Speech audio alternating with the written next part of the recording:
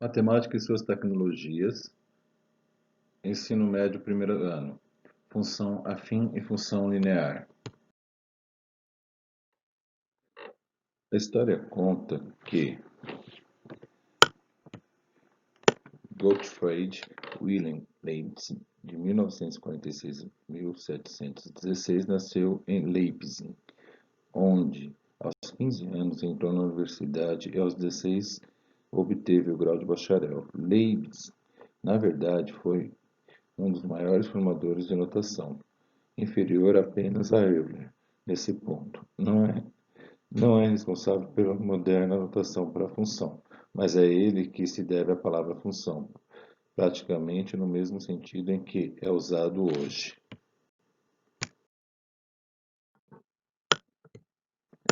Para que estudar as funções? Em nosso dia a dia, estamos sempre comparando, relacionando números, grandezas e formas.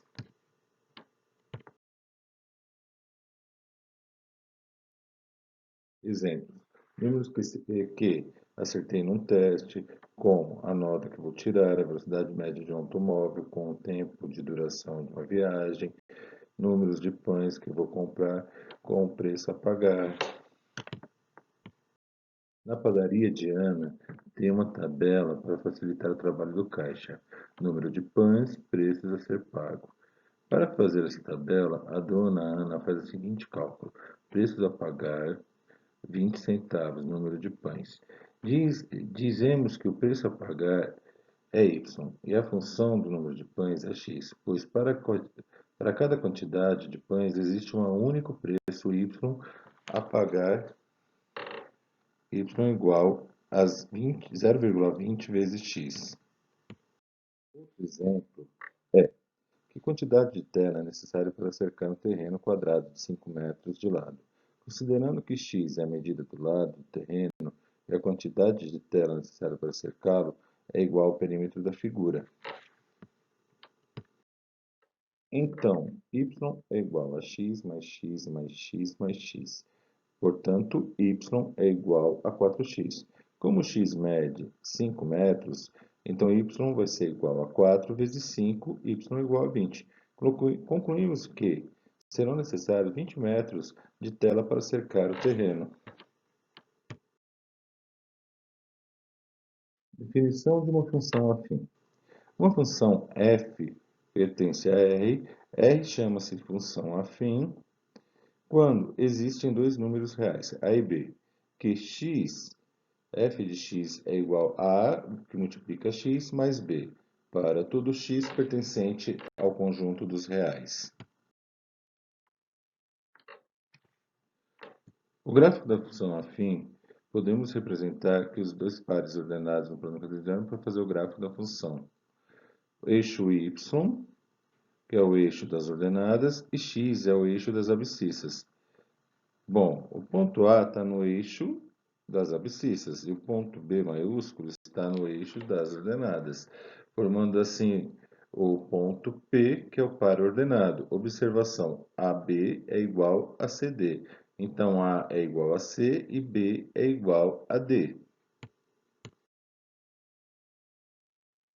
Por que plano cartesiano? A ciência cartesiana gozou de grande popularidade por quase um século, mas depois necessariamente cedeu lugar ao raciocínio matemático de Newton. Ironicamente, foi em grande parte a matemática de Descartes que mais tarde possibilitou a denotação científica da ciência cartesiana. A forma de localizar pontos no plano cartesiano foi imaginada por René Descartes no século XVII. Nesse caso, nós temos a função y igual a x mais 1, onde x vai ser substituído por menos 1, 0 e 1.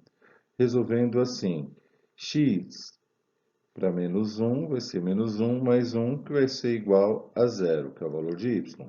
0 mais 1 é igual a 1. 1 mais 1 é igual a 2, para o valor de y. Montando o gráfico no plano cartesiano, vou colocar lá os valores menos 1, 0 e 1 na reta x e na reta y, que é a vertical, eu vou colocar os valores que eu encontrei. 0, 1 e 2. Ligando os pontos, formando assim uma reta. Nesse segundo caso, eu tenho y é igual a menos 2 vezes x. Para x, eu tenho os valores de menos 1 e 0. Substituindo na fórmula, eu vou ter y igual a menos 2 vezes menos 1, menos e menos mais, y igual a 2. E no segundo caso, eu vou ter lá y é igual a menos 2 que multiplica zero. Então, eu vou ter menos 2 vezes zero é igual a zero. Montando no gráfico, vai ficar da seguinte forma: uma reta decrescente, indo do maior para o menor. No caso anterior, era uma reta crescente, indo do menor para o maior. Outro exemplo. Em uma certa cidade, os taxistas cobram R$ 2,50 a bandeira, mais R$ 1,50 por quilômetro rodado. Como é possível para um passageiro determinar o valor da corrida? Vamos à resolução. Bom, gente, assim, eu tenho x, que é o valor 0, 1, 2 e 3. A gente pode verificar que o valor do cobrado é sempre 2,50, somado com 1,50 e multiplicado pela quantidade de quilômetros rodados. X são os quilômetros rodados e y é o valor cobrado. Então, temos y é igual a 1,5, v que multiplica x, mais 2,5. A partir daí, gente, foi se formando o gráfico da função. Eu pego do exercício lá anterior e multiplico 1 vezes 2,5 vai dar 2,5. Então, para ordenados 0, 2,5, 1 e 4, formando assim uma função crescente, que ela está crescendo no eixo y para cima. Para deixar mais divertido, vamos aqui para o explicando. Que toda função linear é afim, mas nem toda função afim é linear. O gráfico dessa função não passa pelo ponto 0 e 0, o que sempre acontece nos gráficos das funções lineares. Então, por isso que toda função linear é afim, mas nem toda função afim é linear.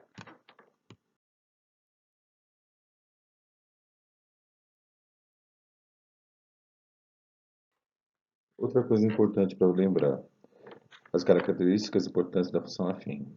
O domínio da função afim é o conjunto dos números reais. Domínio dentro a função é igual aos reais. O conjunto imagem da função afim é o conjunto dos números reais. Imagem da função afim é os reais. O coeficiente angular A é denominado coeficiente angular. Coeficiente linear B é denominado coeficiente linear. A função afim é crescente em R quando A maior que zero e decrescente em R quando A menor que zero. Só para lembrar, o A sempre vem acompanhado de x e o B é o número sozinho. Então, para a função f de x igual a 2x mais 4, o coeficiente angular vai ser 2 e o coeficiente linear vai ser 4. Como A é maior que zero, o A vale 2, a função é crescente em R. Agora, no segundo exemplo, a função f de x é igual a menos 3x mais 1.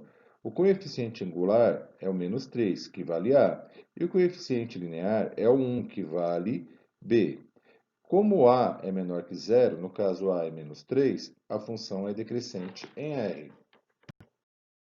Aqui, agora a gente vai falar um pouquinho da raiz ao zero da função afim.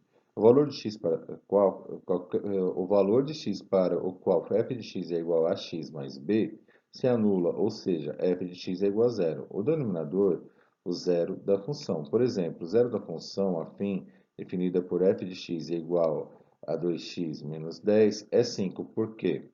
No lugar do f de x eu coloco zero. Então, eu vou ter 2x menos 10 igual a zero.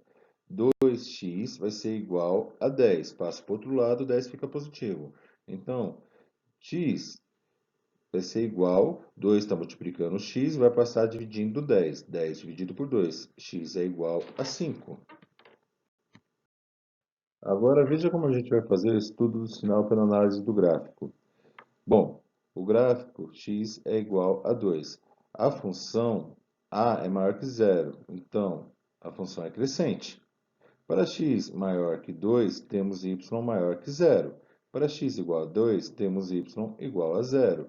E para x menor que 2, temos y menor que zero. Para cima é positivo, no dispositivo prático, e para baixo é negativo. Nesse caso, a é menor que zero, a função é decrescente. Para x maior que 2, y é menor que zero. Vocês podem acompanhar aqui, o 2 está bem no meio, no dispositivo prático, o y é menor que zero, quando x é maior que 2. Para x igual a 2, temos y igual a zero. E para x menor que 2, temos y maior que zero. Vocês vão ver que vai estar subindo. É uma função decrescente. Aqui, pessoal, vocês vão ver um outro tipo de função, a função constante, cujo gráfico é uma reta e que representa determinada característica pela qual é denominada função constante. Observe o exemplo a seguir. O gráfico ele vai estar sempre em linha reta. Alguns trens costumam viajar com velocidades praticamente constantes. Se um trem viajar a uma velocidade constante de 50 km por hora, o valor da velocidade será o mesmo para qualquer tempo em t de uma viagem. Assim, a gente pode escrever que a velocidade é igual a 50 para qualquer valor de tempo. Esse tipo de função é chamado de função constante, e seu gráfico é uma reta paralela ao eixo x, certo? Vamos encerrar agora analisando algumas situações que envolvem função afim. Eu espero que vocês tenham percebido que as funções são importantes e estão presentes em várias situações do nosso dia a dia. Elas nos ajudam não só a entender o que acontece ao nosso redor, mas como também a interpretar fatos e fazer previsões sobre o comportamento de grandezas que se relacionam por meio de funções. Por exemplo, aqui, ó, a Marta é uma vendedora de uma loja de bolsas. Ela recebe R$ 200 fixo, mais uma comissão em R$ 3 por bolsa vendida. Mariana trabalha em outra loja de bolsa e recebe R$ 5 de comissão por bolsa vendida, sem salário fixo. Quantas bolsas, no mínimo, Mariana precisa vender para ganhar mais que Marta? Gente. Aqui um outro exemplo, ó. O gráfico abaixo ilustra a variação de temperatura em graus Celsius e de uma chapa de metal em função do tempo T, em minutos. É para responder quanto tempo igual a 0 minuto, qual a temperatura da barra? Quando o tempo é igual a 7 minutos, qual a temperatura da barra? Ao decorrer do tempo, a barra foi aquecida ou resfriada. A temperatura na chapa está por mais tempo positiva ou negativa. Essas grandezas variam linearmente. Bom, lembrando, a variação de temperatura eu represento por T, é a reta Y, graus Celsius, e a chapa de metal da função tempo T, em minutos. Ali eu tenho de 0 a 7 minutos, que é a reta X. Aí para pensar um pouquinho para poder chegar nas respostas. Aqui vai onde foram as referências bibliográficas, da onde eu peguei esse conteúdo, e embaixo o direito de imagem. Encerrando por aqui esse vídeo de hoje. Espero que ajude em alguma coisa.